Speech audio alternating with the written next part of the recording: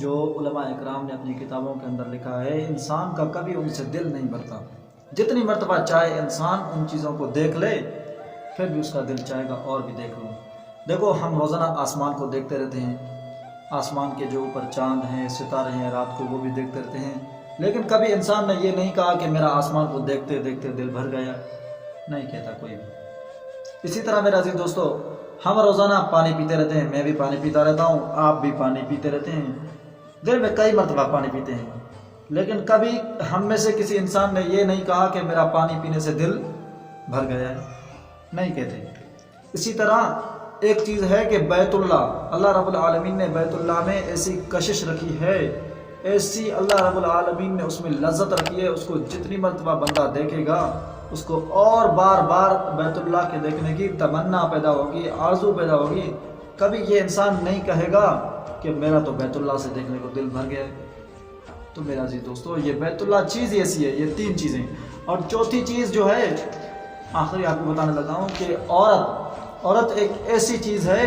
جس سے مرد کا کبھی بھی دل نہیں بھرتا۔ عورت کی کشش، عورت کی لذت ہر وقت انسان کو محسوس ہوتی رہتی ہے۔ ہاں، اگر وقتی طور پر انسان اپنی شہوت اس سے پوری کر لے، ہوس کو پورا کر لے، تو اس کے بعد بھی انسان کی یہ ہمیشہ آرزو رہتی ہے کہ چند دنوں کے بعد پھر اس کا انسان کو خیال آئے گا۔ یہ ایک انسان کا قدرتاً فطرت میں رکھا گیا ہے۔ عورت سے انسان کا کبھی دل نہیں بھرتا، جتنی مرتبہ چاہے عورت کو دیکھے گا پھر بھی اور زیادہ تمنائیں ہوگی۔ جوانی تو جوانی ہے، جب انسان بڑھاپے کو پہنچ جاتا ہے تو تب بھی اس کو عورت کے سوا اس کو چین والی نیند نہیں آتی، پھر بھی اس کو اس کے جسم میں شہوت پوری کرنے کی طاقت تو بالکل ہی نہیں ہوتی، لیکن خیال جو آتا ہے وہ صرف اور صرف ایک ہوس ہوتی ہے جو اس کو چین ہونے نہیں دیتی، سکون والی نیند آنے نہیں دیتی۔ تو میرے عزیز دوستو، دیکھو نا، آپ مرد ایک فطرتاً اپنے آپ کو جیسے ہی زیادہ بوڑھا ہوتا جاتا ہے تو پھر بھی اپنے آپ کو بوڑھوں کی لسٹ میں، دل کو اپنے کو جوان سمجھتا ہے، بوڑھوں والی لسٹ میں شمار نہیں کرتا اپنے آپ کو۔ اسی طرح کا دیکھیں، کہیں پر ایک شادی کی محفل ہو رہی ہے، وہاں پر نوجوان کی شادی میں باپ بھی موجود ہے، دادا بھی موجود ہے، لوگ آ رہے ہیں، محفل میں شرکت کر رہے ہیں، تو کیا ہوتا ہے، اگر کوئی شخص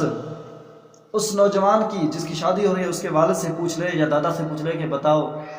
اگر یہی محفل آپ کی شادی کی ہوتی تو پھر کیا ہوتا، تو وہ بڑی خوشی کے ساتھ کہتے ہیں کہ یار ہاں، اس چیز کی تمنا تو ہم بھی کرتے ہیں کہ یہ کاش ہماری شادی کی محفل ہوتی۔ بوڑھے ہو گئے تو پھر اور زیادہ آرزو، اور زیادہ تمنا بڑھ رہی ہے، کم نہیں ہو رہی۔ اسی طرح کا ایک واقعہ حضرت مولانا اشرف علی تھانوی لکھتے ہیں، وہ بھی بڑا دلچسپ مزاحیہ واقعہ ہے۔ حضرت مولانا اشرف علی تھانوی رحمۃ اللہ علیہ فرماتے ہیں، ایک عورتوں کی محفل لگی ہوئی تھی، وہاں پر یہ عزیز بندہ بھی حاضر تھا، تو فرماتے ہیں عورتیں ایک 100 سالہ بزرگ کو دیکھ کر کہنے لگی کہ یہ تو بوڑھا آدمی ہے، اس سے کیا پردہ کرنا۔ پھر حضرت تھانوی رحمۃ اللہ نے جیسے ہی یہ الفاظ سنے، ان کو کہنے لگا مخاطب ہو کر، یہی شخص چند دن پہلے ایک اور جگہ پر میرے ساتھ تھا، تو صبح کو سویرے انہوں نے اپنے ایک خادم کو کہہ دیا کہ جلدی سے میرے لیے پانی کا بندوبست کرو، مجھے غسل جنابت ہو گیا ہے، میں غسل کر لوں گا۔ جیسے ہی انہوں نے یہ بات حضرت تھانوی نے کہی کہ وہ عورتیں اس طرح خاموش ہو گئیں گویا کہ انہوں نے سانپ کو سونگھ لیا۔ کیا بھائی، 100 سالہ عمر کو یہ کیوں ہو رہا تھا بھائی؟ اس وقت تو انسان کے لیے جو کھانا پینا ہوتا تھا وہ بھی زبردست ٹائٹ فٹ کا ہوتا تھا، وہاں پر دودھ ہوتا تھا، مکھن ہوتا تھا، طاقت والی چیزیں انسان استعمال کرتے تھے۔ آج کل تو ہمارے پاس چٹپٹے مسالے دار کھانے آ گئے ہیں، ہماری تو صحت ہی بالکل ہی ٹھیک طرح نہیں رہتی۔ آج کل اگر کوئی بندہ اس عمر میں ہوتا تو پھر چارپائی سے اٹھنے کے قابل بھی نہیں ہوتا، اس کے